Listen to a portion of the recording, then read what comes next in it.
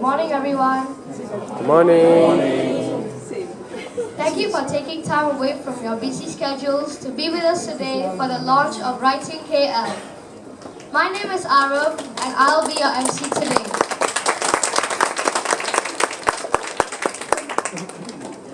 As you may or may not know, the book Writing KL is a compilation of short stories written by me and my friends from the Junior Writers Program 2019. That's where we learn how to write short stories, improve our storytelling, edit our own stories, and even remove plot holes. Our classes were conducted by our mentor, Miss Bridget Rosario. I'll let Miss Rosario tell you more. Miss Rosario?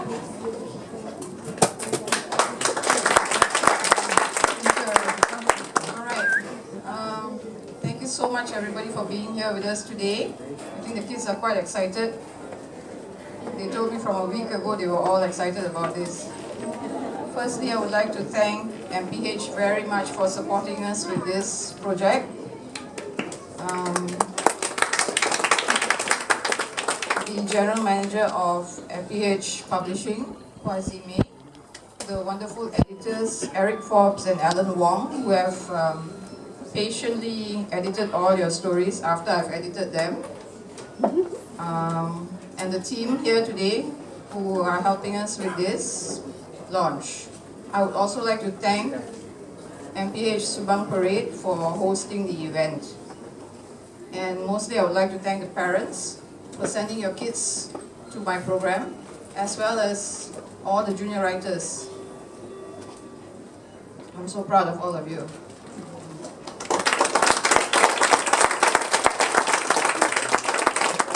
I know it hasn't been easy.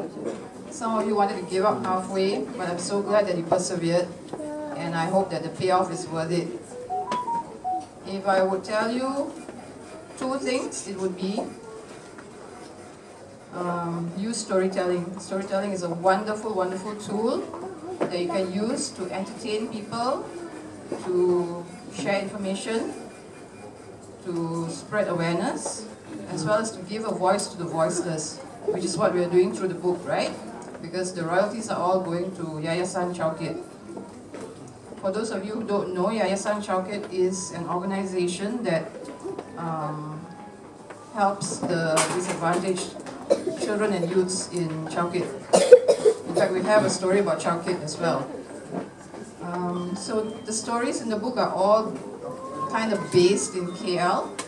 So the kids tried to write as much as they could, exploring the issues as well as the people and personalities that you might find in KL. The wonderful thing is that some of them even went out of their way to explore KL so that they could write better about it. One family actually went to Chow Kit for the first time and walked around to see what it's really like. Quite an eye-opener for them. So thank you all for participating.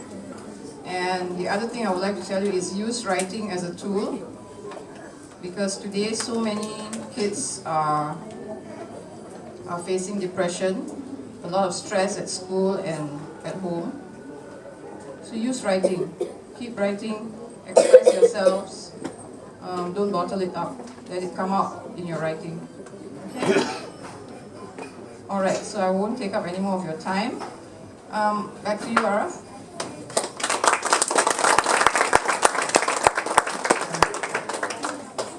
Thank you, Ms. Rosario.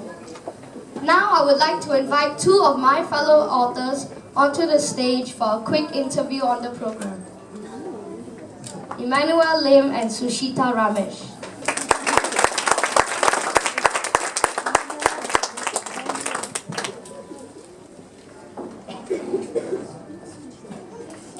Hi guys, how are you both? Okay, my first question is, why did you join the Junior Writers Program? My mom says.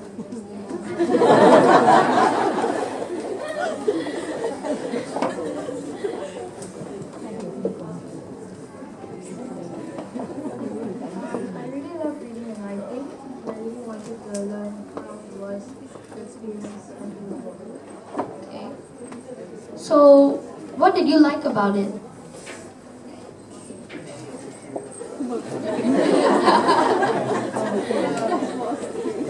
I like how we kept on writing stories and never got bored.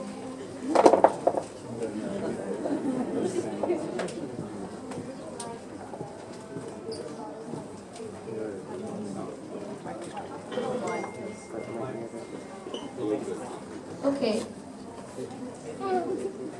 So,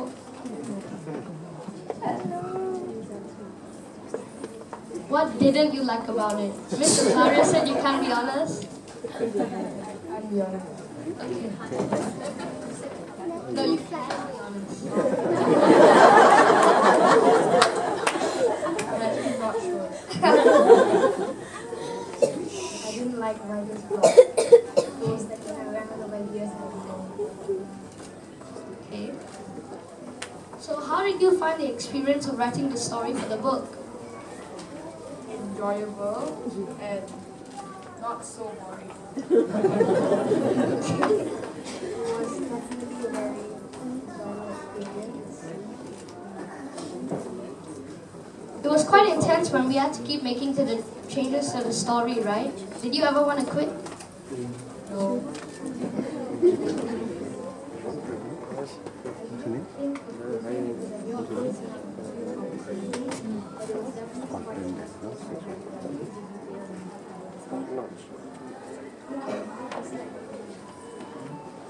Now that the book is out, how do you feel? Don't you spend too much time writing? Less stress. Yeah, but I feel like I really feel very proud because of my hard work. Okay. Thank you, Sushita and Emmanuel, for sharing your experiences with us.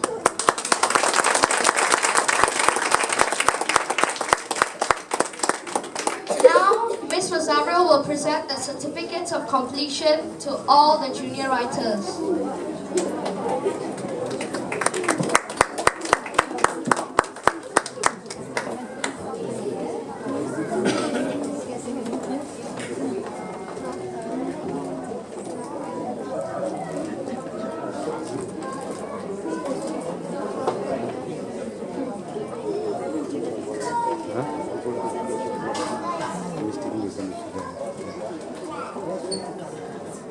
Eden, we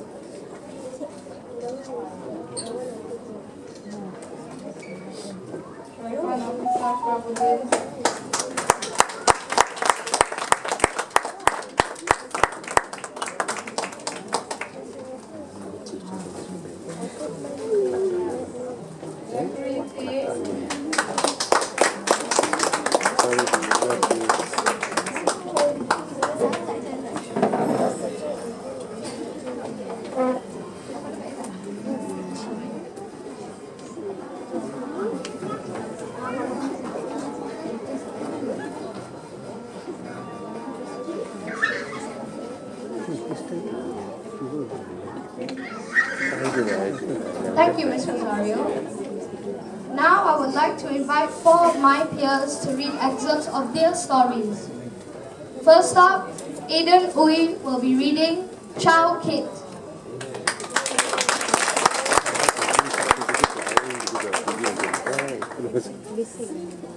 The bright street lights shone on Ricky's face. He grimaced. They had broken his peaceful sleep. He looked around and immediately vaulted upright. The bus from Gurmas had finally arrived in Kuala Lumpur. He saw the bustling streets filled with cars and people. It was beautiful to him, every part of it. Shops, the lights, and the magnificent buildings. What really blew him away were the Petronas Twin Towers. He had seen pictures of them before, but in real life, they were certainly grand. Without warning, Ricky's bag shook violently. He opened it and his pet male Sarama chicken, Chicky, craned his head out of the bag. Ricky stroked Chicky, who stuck his chest out in a majestic display. The bus halted at the Pururaya bus terminal, and everyone got down. Ricky quickly pushed Chicky back into his duffel bag and alighted.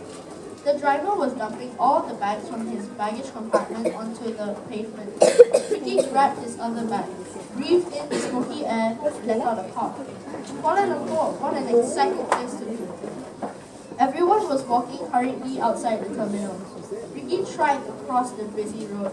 He heard a honk and immediately turned towards the sound and saw a motorcycle about to hit him. He dodged it, but unfortunately there was a car heading towards him. Ricky jumped out of the way and dashed across to safety. He was thankful Silat had taught him to be quick and light on his feet. He took out his map of Kuala Lumpur and followed it until he arrived in Chow Kit. He decided to walk around for a while. Soon he became hungry and started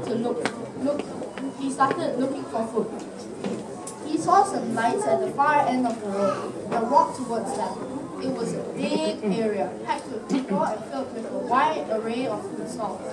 He could smell delicious and irresistible food and tidbits.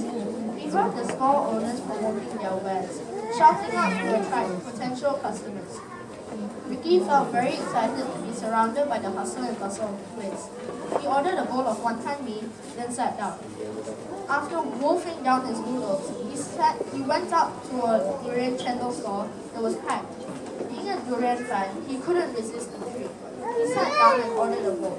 He loved it and felt very satisfied. After the delicious dessert, Ricky wanted to buy a bottle of water. A few doors away stood a huge provision shop. The store was filled with all sorts of things. Right in the middle of the store was a stairway leading to a mezzanine floor. Now and then there would be a stray click as a drop of water hit the zinc roof. Cobwebs were everywhere. Ricky could tell that the place had probably seen better days. As he strolled down the packed aisle, he heard a piercing scream. He ran towards the sound and saw a lady's legs sticking out over a pile of rice sacks. He raced over to push the bags out of the way and helped the lady to her feet. By then, the shop owner had come, and so had a small crowd of curious shoppers. The owner apologized profusely to the lady, who proceeded to curse in Hokkien before brushing herself down and storming out. The small crowd dissipated, and the shop owner, a Chinese lady, approached Ricky. Her hair was a dark auburn spear with hints of white, almost unnoticeable from a distance. Ma should try coloring her hair this color, thought Ricky. I'm Mrs. Tan, she said. She was a middle-aged woman with pencil-thin lips, dark eyebrows, and brown eyes with a few wrinkles at the sides. Hi, I'm Ricky. Where are you going? Asked Mrs. Tan, looking at Ricky's bag. Oh, I just arrived in KL. I'll be attending college here soon. Actually, I saw the notice at the front of the shop for a part-timer.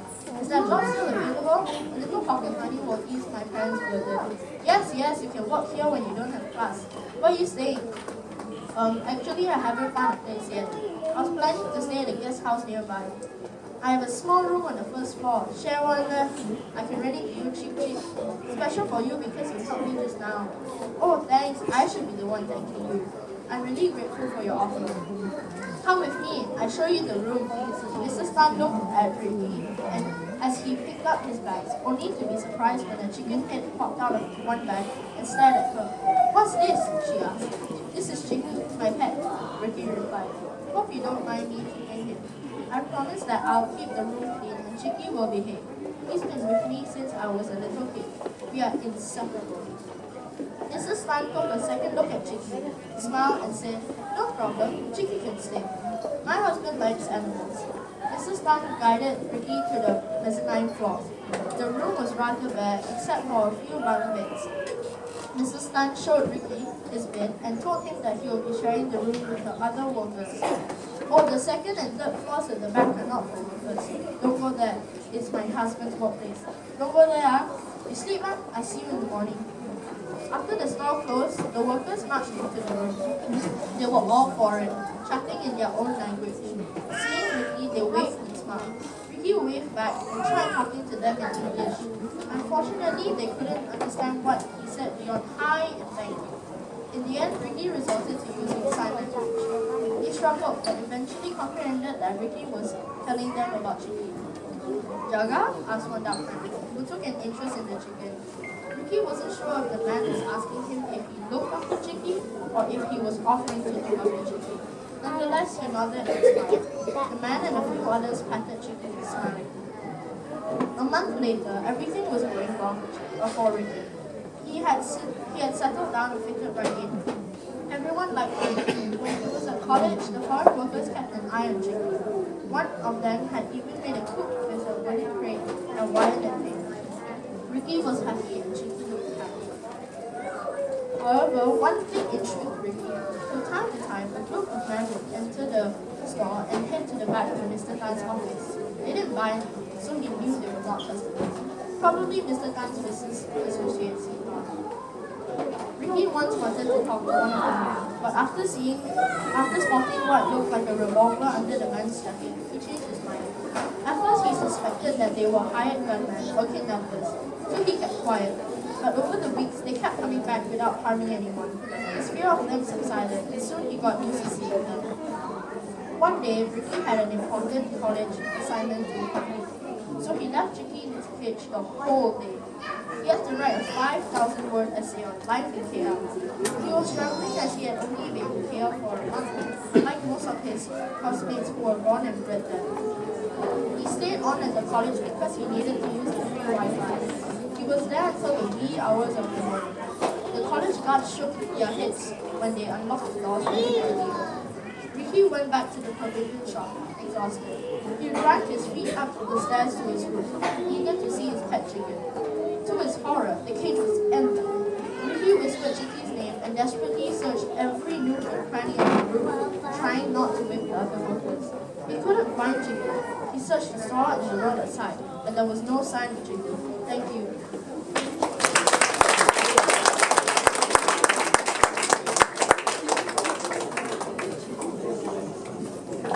Thank you, Aiden, for that story about Ricky and Chicky. I don't think any of us will look at a chicken the same way again. Next, we have Amir Ritwan Bahari reading his excerpt of The Cook.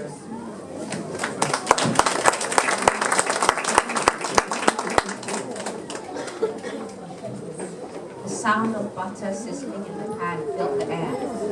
The chef dropped a piece of steak into it. A 6-year-old girl looked through the window as her father talked to his long-lost friend. Interest and passion developed in Alia that day. Even at 6, she knew that her parents disliked cooking. They never said anything, but the look of disgust and anger in their eyes when the subject was mentioned stood volumes. Yet there was also a sadness and satisfaction. 4 years later, Alia turned 10. She still adored cooking, deciding to ask her parents one more time to see if she could find out why they hated the things he loved so much. Mommy, can I ask you a question? Asked Alia with a hopeful smile as he closed the door to the office. Yes, of course, Al, replied her mother, gently without taking her eyes off the screen of the laptop, which she lit her face and fadedly alight. What do you dislike the most? Asked Alia, trying to sound as innocent as possible. She sat down next to her mother. What do you mean? Asked her mother. What do you hate the most? Alia said as her mother turned to face her. Look, Alia, I know you like cooking, but I promise you, it isn't going to get you anywhere. There's so many other things you could do, like treating the ill or teaching. Why don't you find passion in something else? She asked gently as she put her hand on Alia's shoulder. But why? Why won't you allow me to do the thing I love? Why do you hate cooking so much? Why? Cried Alia as she pushed her mother's hand away from her shoulder. Alia Aisha I am your mother. You do not raise your voice at your mother. When I say that you don't do something, you don't do it. I'm definitely not questioning. Do you understand? Glowed her mother as she stood up. Alia was gobsmacked. She had never seen her mother so angry before. But what was even more surprising was that her mother started to cry. Mommy, are you okay? Asked Alia, concerned and confused. Yes, I'm fine. Don't mention this subject to me ever again, she snapped as she wiped her tears away. The pictures in the photo album looked like fiction compared to what was now. For one, Mommy looked like she was having fun instead of working all the time. There were many photos with Daddy. This was probably before he started going on all the frequent business trips. Everyone was smiling. Alia was in Pak Jo's house. He was her father's big brother, the only relative she ever saw. Her maternal and paternal grandparents had died before she was born. As Alia turned the pages of the photo album, a colourful picture caught her eye. It was a photo of her parents, Pak Jojo and his wife, and her grandparents. They were in front of a restaurant called Aisha's Cuisine. Aisha's Cuisine? Aisha was her mother's name. Could that be a coincidence? She decided to ask Pak Jojo about it. She walked to the lounge where he was reading a newspaper. Pak Jojo, where did you take this photo? Asked Alia as her uncle put down the newspaper. Come here, let me see that, said Pak Jojo. Oh my, sorry Alia, I can't talk to you about this, he said, as his eyes started to water. Alia was flummoxed. In all her life, she had never seen her uncle on the verge of crying. She was determined to find out what had happened. She knew her parents wouldn't tell her because she had tried before. She hadn't been as curious then as she had now. She hoped to find something at home that explained how her grandparents had died. Thank you.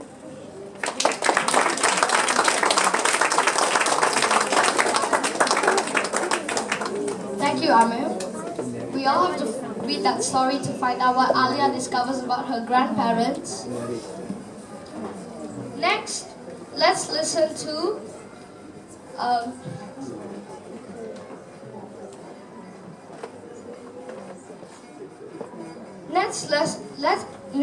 let's listen to Megan Tan reading The Modeling Job.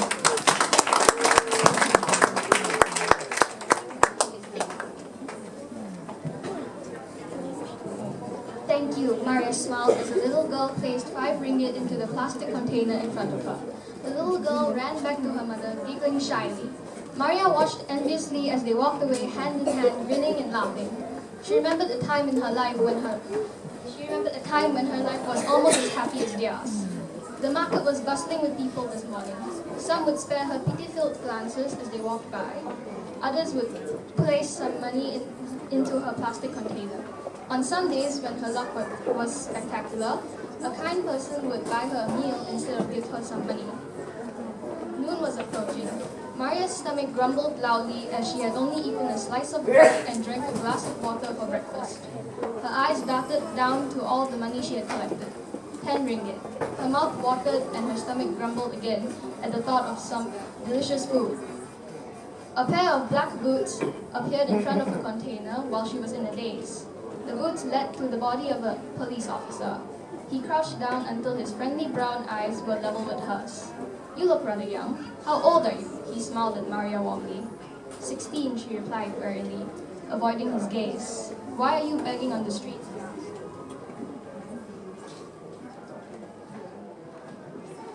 Because I need money," she stuttered. Maria felt someone's stare burning into the side of her head and spotted the man leaning against the wall a few feet away, eyeing her intensely. "Is anyone forcing you to do this?" Yes, she wanted to scream, but she bit her tongue to stop from doing anything rash. She shook her head as she couldn't bring herself to speak. The officer eyed Maria like he didn't believe her before nodding and getting up. "I'll be right back," he promised before leaving. Once the officer was out of sight, she turned to stare at the man again, only to catch him smirking at her sinisterly. The officer returned a moment later, carrying a packet of nasi lemak and a warning to stop begging because it was illegal. He said he would let her off the hook this time, but the next time, he would have to take her to the balai, and a welfare department person would take her away. "Thank you," Maria flashed him a grateful grin as he handed it to her. She scarfed it down within minutes, too hungry to savor it. She accepted the bottle of water he held out to her and guzzled down almost half of the water, saving the rest for later. She then got up and walked away slowly as the policeman watched her until she was out of view. The rest of the day went by in a blur. Her minder kept a close watch on her as she begged in another part of the city. Soon the sun was setting, casting an orange and yellow glow across the sky, indicating it was time to head back. Her minder approached her to retrieve the money she had collected and take her back to the camp. They always picked up the other children who were also forced to beg and the men in charge of watching them before heading back. Today was no different. Their base was hidden deep in the forest on the fringes of Kuala Lumpur. The camp consisted of 10 makeshift cells lined up in 2 rows of 5 and a shed where people were tortured if they misbehaved. The walls of the shed were built around a large tree about a meter wide, its branches twisted and turned in different directions like arms reaching out for something. Sharp instruments lined its walls and leather straps were nailed into the trunk of the tree to be used as restraints. Sometimes, screams could be heard coming from the shed. The makeshift cells, which were inhabited by men, women, and children, were made out of metal sheets, plastic, and wood. Guards patrolled the camp 24 hours a day, making it almost impossible to escape. Maria came from a poor family of 6. She had 2 younger brothers and 1 younger sister. Her parents were never home as they were usually at bars gambling and drinking, leaving Maria's siblings in her care. She had dropped out of school to get a full-time waitressing job to pay for the bills and her parents' gambling debts, but it was never enough. One day, as she was jostling through the crowd in downtown Manila, she saw a piece of paper pasted on the wall advertising a modeling job in Kuala Lumpur. Eager for a lucrative job, she called the number in the ad. She was told that for 40,000 pesos, the agency would fly her to Kuala Lumpur, where she could claim the job. She borrowed the money from friends and relatives and boarded the flight 3 days later, promising her siblings to return. 2 years later, Maria laid in one corner of the cell she shared with 10 children. Alex, her only friend, was curled into a ball against her side, sleeping soundly. Alex had arrived 2 weeks before her and was the only one willing to talk to her when she first got there. She had dark brown, almond-shaped eyes that always held a mischievous glint and short raven hair that reached the base of her neck. She was the same age as Maria, but a little shorter than her and scrawny like most of the children in the camp. A cheeky smile often adorned her heart-shaped face even when the situation was in no way amusing. Like Maria, Alex only had one arm as the traffickers had chopped off her right arm. They said it was to keep the kids from running away and to make them look more pitiful when they begged. Alex had helped her adjust to the change and taught her how to stay out of trouble. Like most of the victims, Maria first entered the shed when she arrived at the camp. The men had dragged her in there to chop off her left arm. A doctor was on standby to make sure all the blood vessels and nerves were sealed off so she wouldn't bleed to death. The man who was in charge of the camp threatened Maria after she had regained consciousness. "I will torture you and your family if you try to run away or kill yourself," he had warned Maria, showing her the application form she had filled out before she was brought here. The address of her home in the Philippines stared back at her. Alex and Maria were walking along the pavement they usually took to the market. Kamal, one of the traffickers, walked a few feet behind them. Exhausted, Maria walked sluggishly as she had only managed to fall asleep after midnight. "Hey," Alex whispered. "Remember the plan? Let's do it today." A wicked smile stretched across her face. Maria's eyes widened in shock. "What?" she whispered loudly. "Are you insane?" "No, today's the perfect chance. We are both together, and there's an officer walking towards us." Maria was still doubtful, but she knew Alex was right. It was rare for them to go to the market together to beg, and so was finding a cop. "Okay," Maria sighed reluctantly. Maria and Alex had been studying the routines of the human traffickers for a month and concluded that their only chance of escape was when they were walking to or from the market. The officer got closer, and just as he was about to walk past them, Alex grabbed his wrist. He stopped to look at them before quickly pulling his hand away. Something about him unnerved Maria. His eyes were empty and held the tiniest bit of disgust when he glanced at their ragged clothes. The warmth possessed by the previous officer Maria had met was nowhere in sight. "How may I help you, miss?" he asked politely, but Maria could easily see through his facade. "Alex," Maria was about to tell Alex to forget it, to not go through with the plan, but she was too late. "Please, help us. That man behind us kidnapped us and brought us to a human trafficking camp." She pointed at Kamal, standing a few feet away watching them. Maria expected him to look afraid, but his face was just as blank and indifferent as ever. Dread settled into the pit of her stomach, but Alex continued to tell the officer everything, completely oblivious. The previous officer told Alex not. The pretentious officer told Alex not to worry and walked over to Kamal. "We're finally free!" Alex jumped up and down in excitement. Maria, unfortunately, did not share her enthusiasm and was only able to nod, flashing her a weak smile. All the color drained from Maria's face as she watched Kamal hand the officer a thick brown envelope. The officer nodded at him with a satisfied grin before walking away.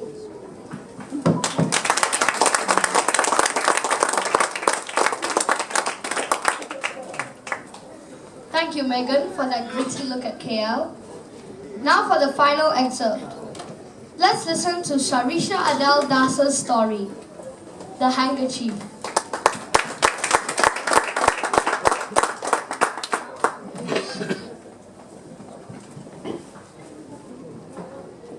I groaned softly as the sun became unbearably hot.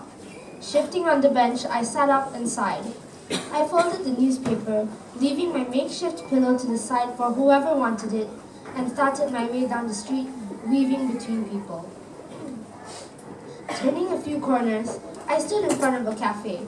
Waiting outside was a scowling girl, arms crossed over a patched top. She showed me her wristwatch. The time underneath the scratched plastic told me it was 11:15. "You're late," she said curtly. I rolled my eyes. "Forgive me for not finding a kid's watch in a dumpster.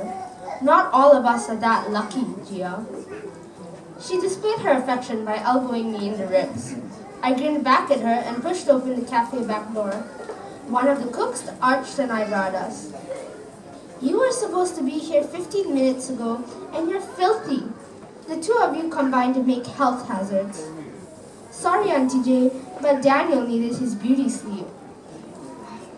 Jia rolled up her tattered sleeve, grabbing a plate from the stack. I did the same, turning on the tap and flicking water at her. "At least I'm pretty, unlike you," I whispered. Auntie J cut in before Jia could retort. adding 2 pans to our ever-growing heap of dishes to be washed. Less yapping, more washing.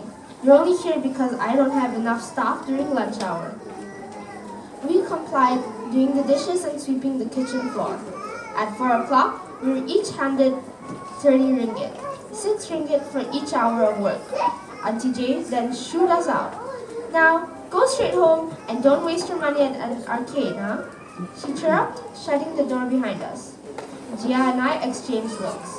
If we told her we were homeless, she tried to help us, trapping us in an orphanage.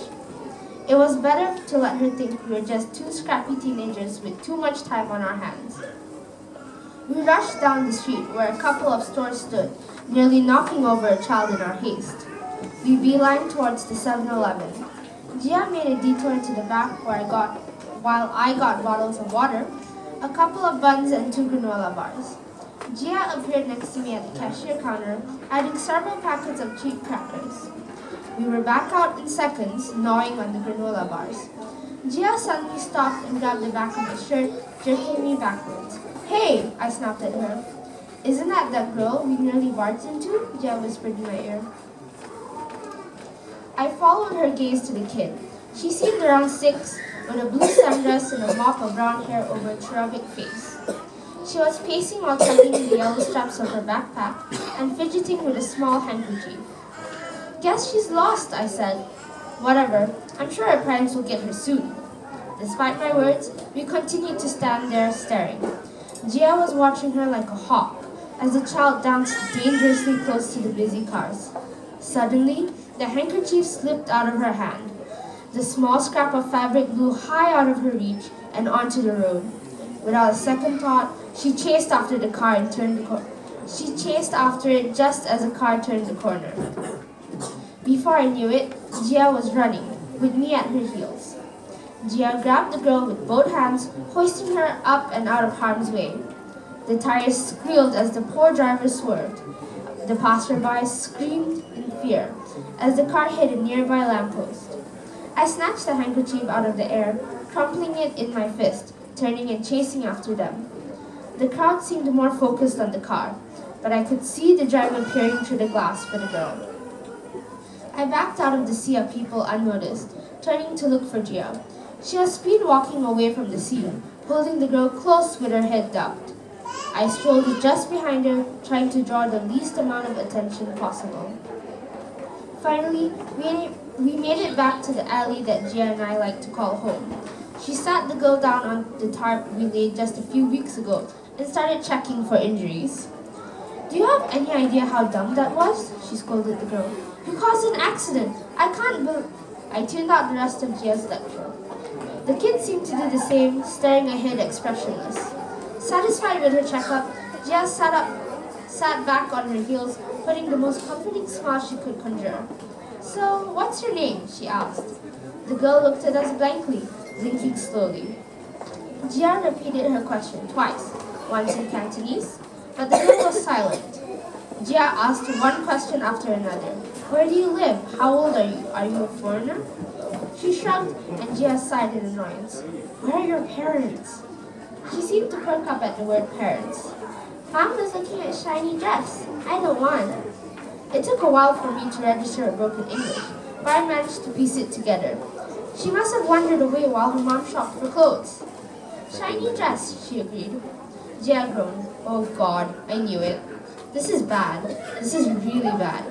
Okay, we have enough food for 2 days. If we get moving now, we'll get to the police." "Hold on," I interjected. "We can't take it to the police station. That's way too far." Daniel, she's a girl.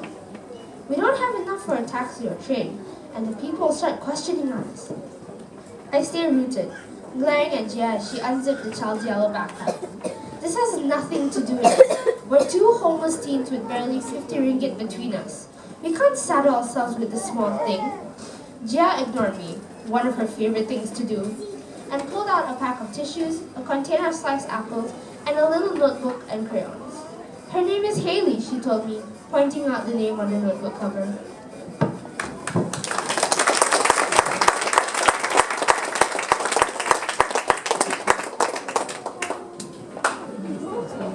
Thank you, Sarisha. If you want to find out what happens to Daniel, Gia, and the little girl, you'll have to get the book. Can we have a round of applause for all our writers?